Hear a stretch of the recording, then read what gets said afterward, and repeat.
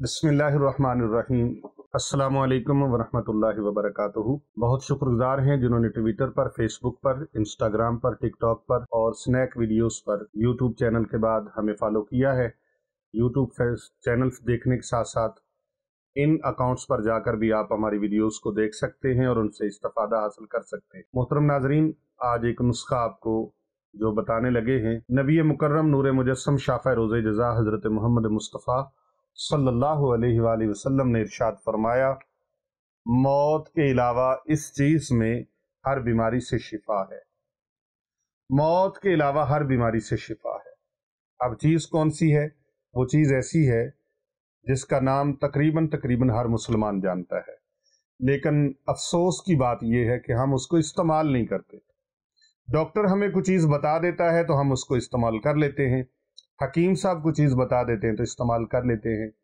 جو پوری کائنات کے تمام حکیموں سے بڑا حکیم ہے، جو سب سے بڑا حکیم ہے، جسے اللہ کے قرآن نے حکیم فرمایا، وہ حکیم اللہ رب العزت کی ذات ہے، اور اللہ رب العزت کے حکم کے بغیر، اللہ کے ارشاد کے بغیر، اللہ کی مرضی کے بغیر اللہ کے پیارے نبی صلی اللہ علیہ وآلہ وسلم کوئی بات بیان ہی نہیں فرماتے۔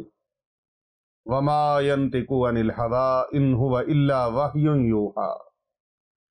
اللہ تبارک و تعالیٰ کے پیارے حبیب صلی اللہ علیہ وآلہ وسلم جب بھی کوئی کلام فرماتے ہیں، ارشاد فرماتے ہیں کوئی بات، تو اللہ تبارک و تعالیٰ کے اذن سے، اللہ کی مرضی سے، اللہ تعالیٰ کی رضا سے پھر ارشاد فرماتے ہیں۔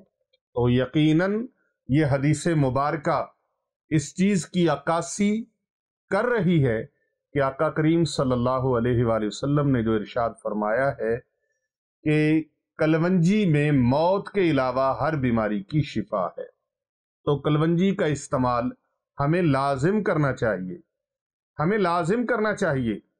یہ کسی مولانا صاحب کا فرمان نہیں ہے، کسی پیر صاحب کا فرمان نہیں ہے، کسی عامل کامل کا فرمان نہیں ہے، کسی صحافی کا، کسی خطیب کا، کسی ادیب کا، کسی وزیر کا، کسی مشیر کا، کسی بادشاہ کا نہیں، بلکہ بعد از خدا بزرگ توئی قصہ مختصر اس محبوب کا فرمان ہے جس کی خاطر اللہ نے کل کائنات کو بنایا ہے۔